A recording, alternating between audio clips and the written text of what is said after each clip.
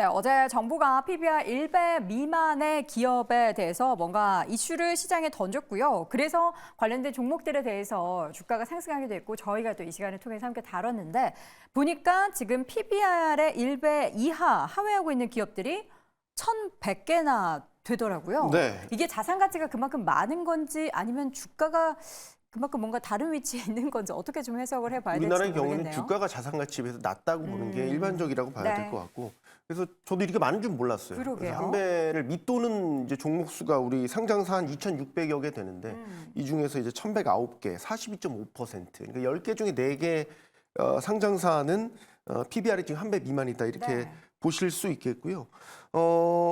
이게 지금 단기에 이런 게 아니라 오랜 기간 동안 한 배 미만을 밑돌고 있는 기업들도 그러니까 10년째 PBR 한 배 미만에 거래되고 있는 상장사들 513개였습니다. 그렇게나 많아요? 그러니까 뭐 구조적으로 이게 바뀌지가 않고 있는 상황이다 이렇게 볼 수 있겠고, 그러니까 자산 가치에 비해서 주가가 저평가됐다라고 볼 수 있겠지만 이건 긍정적으로 보는 거고, 아예 회사 자체의 내재 가치가 좀 낮게 보고 있다는 거, 혹은 성장성이 그만큼 좀 높지 않다 이렇게 볼 수도 있는 거겠죠. 또 일부 코스닥 종목의 경우에는 뭐 상속세 부담 같은 게 있어서 물론 의혹 수준이지만 일부러 좀 주가를 누르는 경우도 있다라고 보고 있기 때문에 네.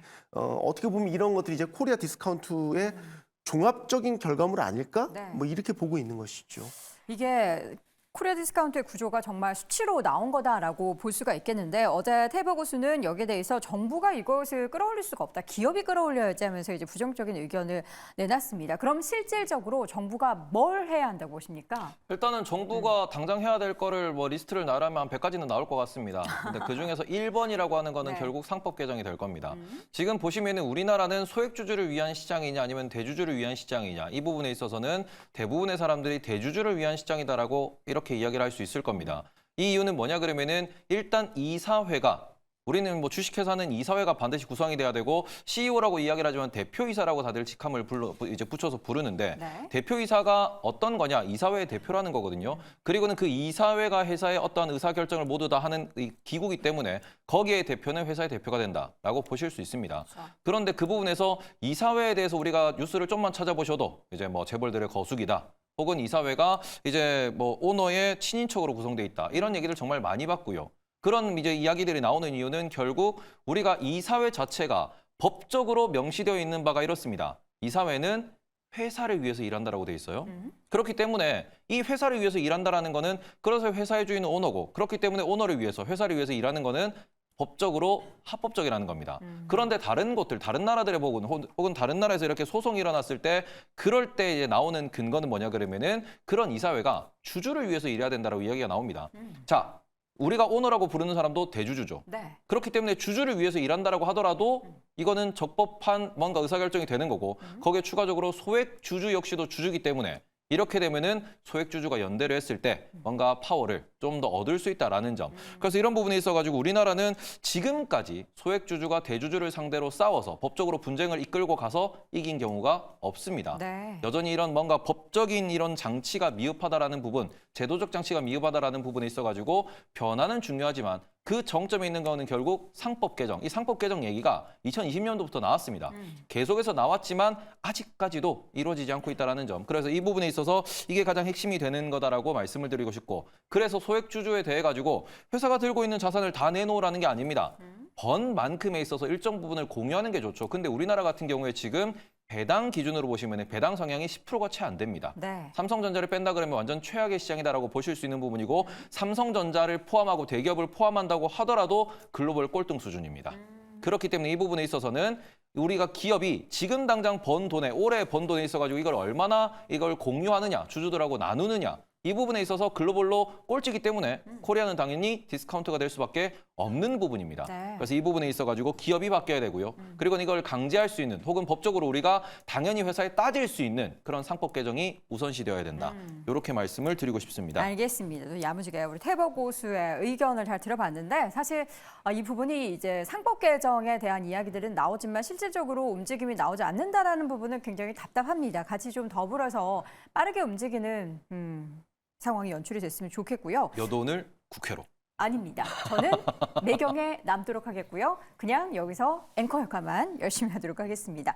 어쨌든 근데 이게 뭐 단기적인 이슈던 이게 또 시발점이 돼서 뭔가 좋은 더 확대되는 주주 환원책 그리고 정말 이 저평가에 대한 코리아 디스카운트가 해소되는 움직임이 나타난다고 한들 어쨌든 단기적으로는 주가를 끌어올릴 만한 이슈는 맞는 것 같은데 개인 투자자 입장에서 이거를 어떻게 뛰어들어야 될지 어떤 종목으로 접근해야 될지는 굉장한 고민이 되는 구간입니다. 임순재 고수라면 어떻게 좀 접근하시겠습니까? 네, 일단 뭐 이런 식으로 한다라고 하게 되면 일단 주식시장에서는 단기적으로 좀 긍정적으로 영향을 미칠 수 있다라고 보여집니다.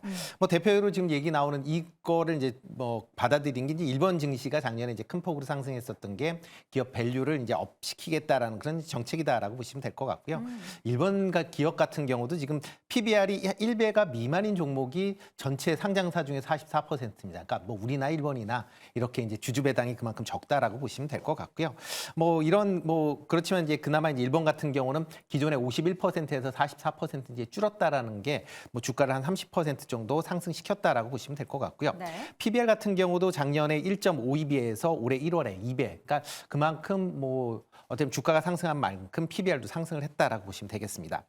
최근에 이제 PBR이 나오면서 지금 뭐 많이 움직이는 게 이제 저 PBR이라고 분류가 되고 있는 뭐 유통이나 아니면 유틸리티, 뭐 금융 이런 회사들의 아니면 지주 회사들의 이제 주가들이 좀 움직이고 있는 그런 상황인데요. 물론 이렇게 이제 PBR 자체가 낮은 여러 가지 이제 이유들이 있다는 것도 같이 분석을 해 보셔야 될 것 같고요. 그리고 PBR이 낮으면서 어느 정도 수익성이 있는 기업 중심으로 아마 고르셔야 되지 않을까 싶습니다. 뭐 대표적으로 ROE로 보통 얘기가 많이 되고 있는 그런 이제 형태의 그런 지표가 어느 정도 되는 그런 기업 중심으로 골라서 하시는 게 좋지 않을까라는 생각을 해보고 있고요.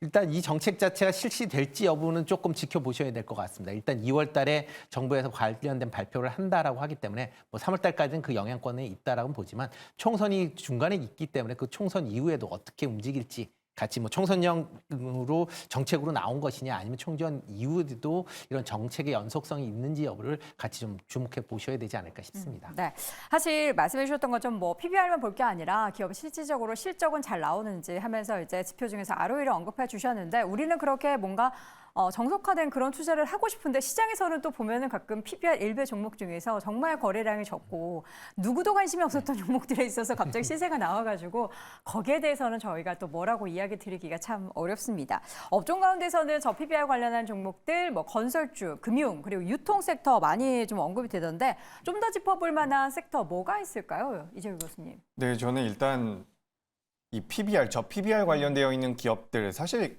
과거부터 굉장히 많이 언급이 됐었던 부분입니다. 네. 근데 그때마다 한 번씩 변동성이 커졌었는데 저는 이제 시장에서 많이 알려져 있는 부분들보다 이제 게임주에 대해서 좀 관심을 가져볼 필요가 있다라는 게임주. 말씀을 드리고 싶습니다. 네. 그러니까 이 게임주라는 것은 어쨌든 성장성을 어느 정도 가지고 있는 부분이죠. 뭐 최근에 XR 쪽이 부각이 되면서 XR과 관련되어 있는 게임주 그리고 중국에서 뭐 규제에 대한 빗장을 푼다라는 내용들이 나오면서 게임주들 특히 크래프톤을 비롯해서 몇몇 기업들 같은 경우는 굉장히 탄력적인 모습을 보이고 있는데 게임주 중에서 이제 시가총액 대비 현금성 자산이 60%가 넘는 기업들이 있습니다. 어떤 제가 좀 기업이죠? 체크를 해보면 NHN이라는 기업과 컴투스 그리고 W게임즈, 웹젠 같은 기업들이 있는데 이런 기업들 같은 경우 이제 저 PBR이라고 우리가 분류를 해서 주가가 올라간다라는 관점보다는 네. 저 PBR이지만 앞으로 성장할 수도 있다라는 부분의 점수를 좀 더 주고 싶습니다. 네. 그래서 지금 이 저 PBR 관련주들이 많이 움직일 것이다라는 이야기가 나오고 있는데 뭐 저는 분명히 말씀드리지만 그러진 않을 거다라는 말씀을 드려보고요.